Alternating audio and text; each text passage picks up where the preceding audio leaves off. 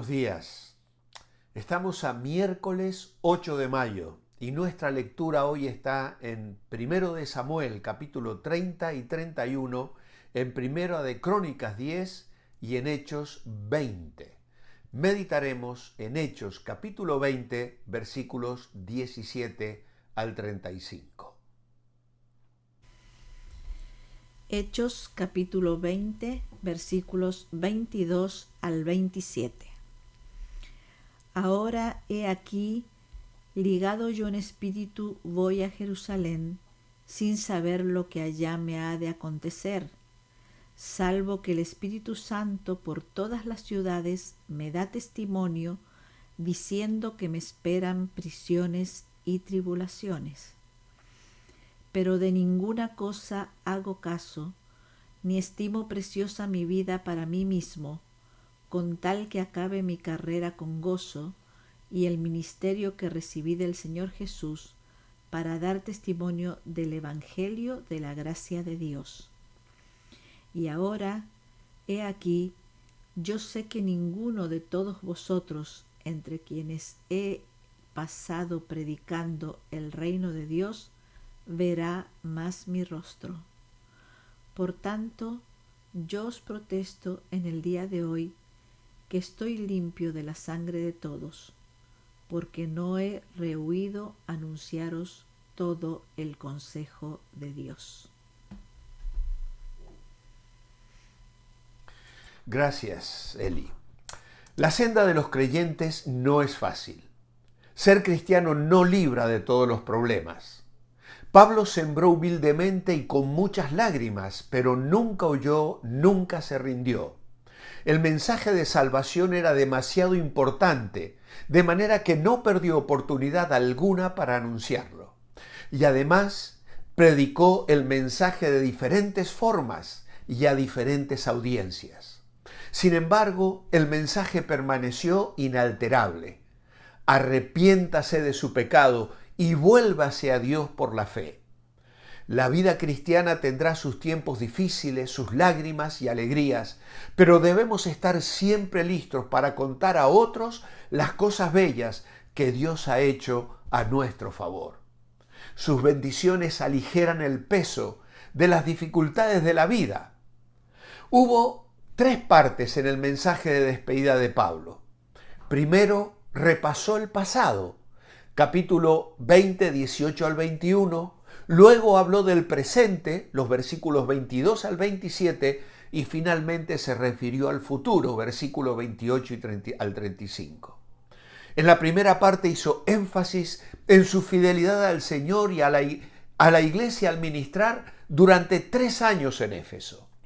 La segunda sección revela sus sentimientos personales en vista tanto del pasado como del futuro, y en la parte tercera les advierte de los peligros que las iglesias enfrentaban. Nosotros vamos a reflexionar sobre el presente y lo vamos a hacer en 4 apartados. El primero, una perspectiva correcta hacia Dios. Pablo dice, sirviendo al Señor con toda humildad, en el verso 19. Deja claro que Pablo veía su ministerio como un servicio al Señor, ya sea que estuviera ministrando a los nuevos creyentes o evangelizando en la sala de conferencias de Tirano o en la sinagoga. En última instancia, todo lo hacía para el Señor Jesús. Todo el mundo sirve a algo o a alguien, así que ¿a quién servimos nosotros? Incluso las actividades más mundanas debemos hacerlas para el Señor. En Colosenses capítulo 3, versículo 23 dice, y todo lo que hagáis, hacedlo de corazón, como para el Señor y no para los hombres, porque a Cristo el Señor servís. Debido a que Jesús toma en serio todo lo que se hace en su nombre, esto da a nuestras vidas y ministerios un gran significado. Y no tenemos que tener una gran plataforma para servir al Señor.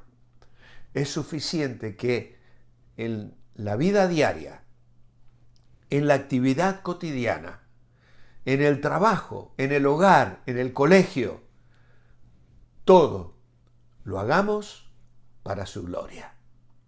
Una perspectiva correcta hacia Dios. Pero en segundo lugar, una perspectiva correcta hacia la iglesia. Dice el verso 20, y como nada que fuese útil he rehuido de anunciaros y enseñaros públicamente y por las casas.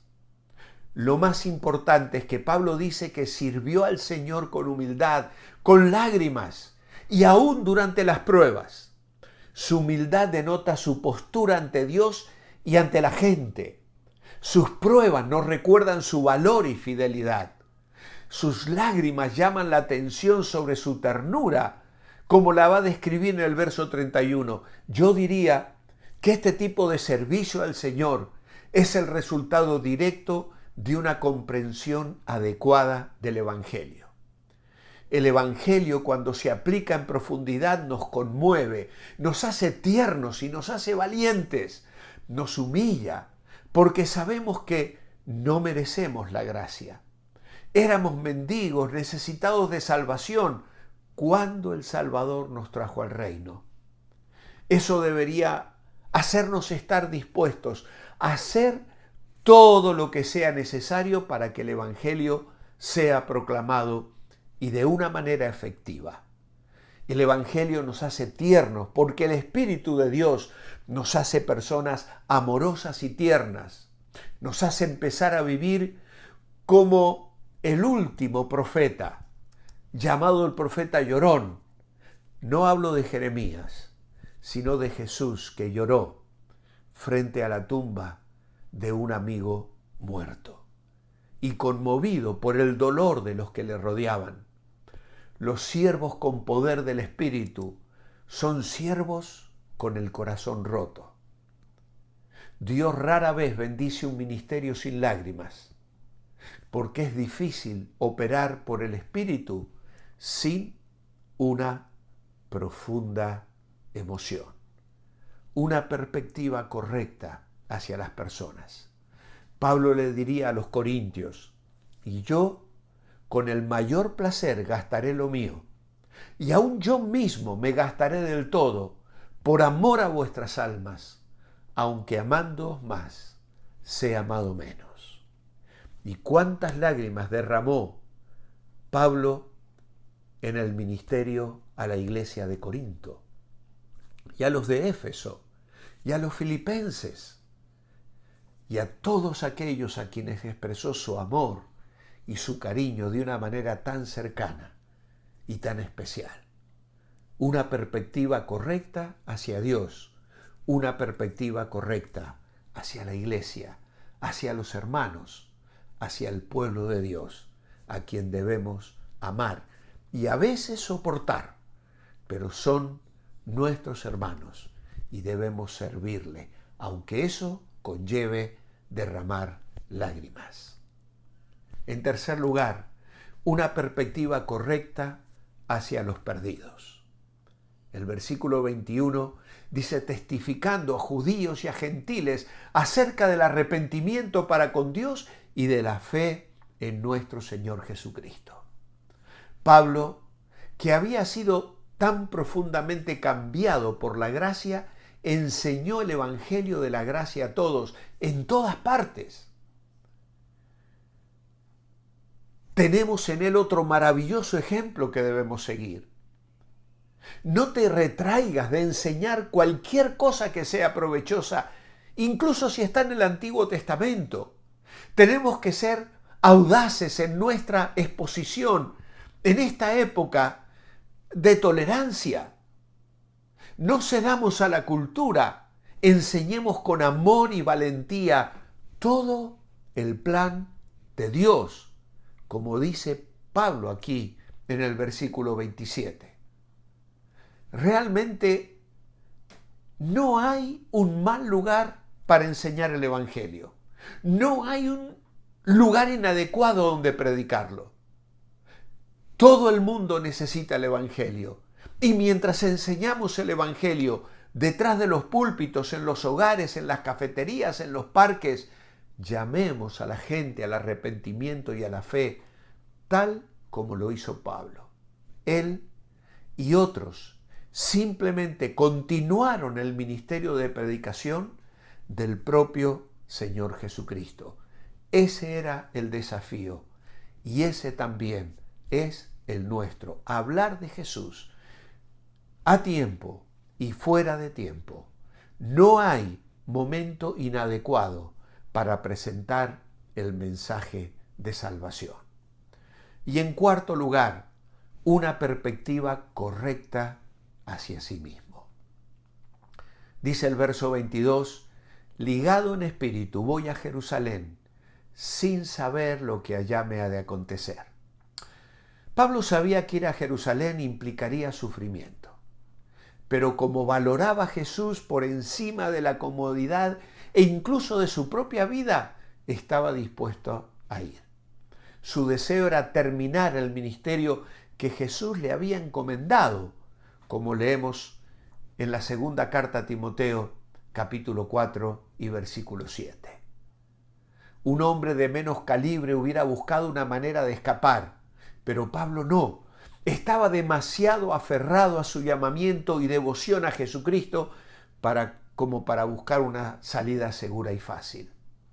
El objetivo de la vida no es tener una vida larga, sino una vida plena, vivida para la gloria de Jesucristo. Para algunos cristianos esa fidelidad implicará dificultades, persecución e incluso el martirio. El ejemplo de Pablo aquí muestra cómo se pueden soportar tales experiencias. Debemos valorar a Jesús por encima de todo y debemos confiar en el Espíritu Santo, nuestro compañero, aquel que habita en nosotros y que derrama el amor de Dios en nuestro corazón y nos capacita para actuar en su nombre y vivir así para su gloria.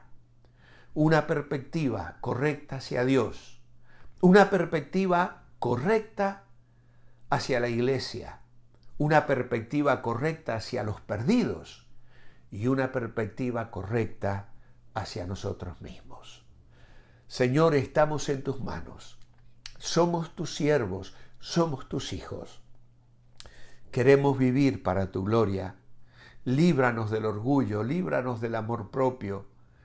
Líbranos, como decía Ginelio, de aquel ápice de mimosidad, de querer cuidarnos, satisfacernos, pasarlo bien y abandonar el desafío de servirte, de agradarte, de compartir el mensaje de vida y salvación. Ayúdanos, Señor, a servirte con integridad cada día de nuestra vida. Lo pedimos hoy en el nombre del Señor Jesucristo.